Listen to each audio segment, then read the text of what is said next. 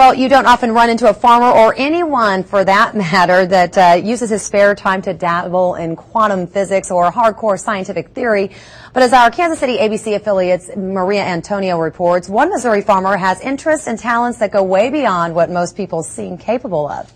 Christopher lives on a northern Missouri farm surrounded by fields. How are you doing today? Surrounded by animals and surrounded by signs of intelligence.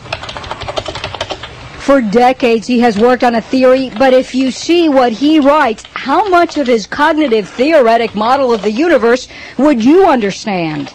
My theory is a mapping or correspondence between the language of thought and the real world. Act 2, The Smart Guy.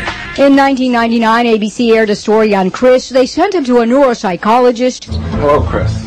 For a standard IQ test, 2 hours of problem solving. His score reported as too high to measure. The highest individual that I have ever measured in 25 years of doing this. Experts tell us most people have IQs around 100. College grads average 120.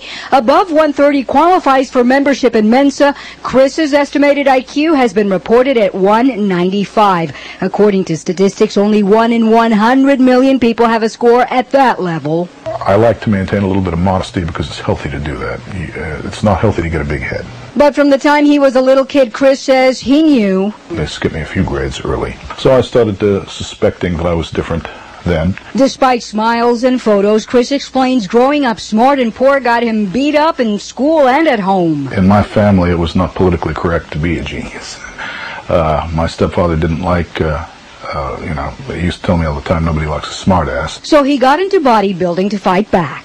His name and his work appear in books, but a young Chris never finished college. He cites a lack of money, transportation, patience. So at that point, I dropped out, and at that, I became a blue-collar guy. In places like West Hampton Beach, New York, he worked as a bar bouncer. If you're so smart, why aren't you filthy rich? He is asked that, but Chris has always charted a different course. Having lots of nice stuff is not something that anybody has any business associating with genius. He has lots of books and one purpose, which brings us back to Chris's theory. I can remember asking my grandfather, is there a God? Now in his 50s, that's what he's been working to prove all along. And so if you have a theory that you say implies the existence of God, for example, well, you're falling afoul of the scientific method.